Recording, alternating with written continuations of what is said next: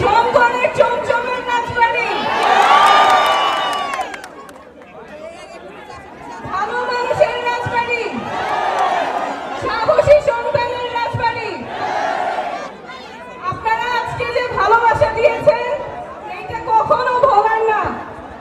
আমরা আসছিলাম পদযাত্রা অল্প কিছু দূরত্ব, কিন্তু সেখানে কানায় কানায় মানুষ পরিপূর্ণ ছিল।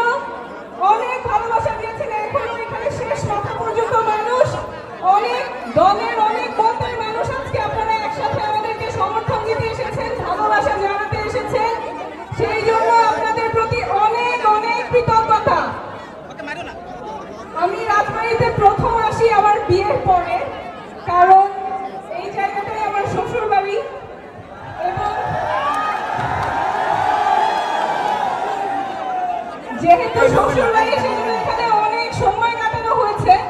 দেখেছি যে আপনারা কত সহজে একটা নতুন মানুষকে আপনারা আপন করে নিতে পারেন, কাছে টেনে নিতে পারেন এবং আপনারা সবাই একটা অনেক বড় পরিবার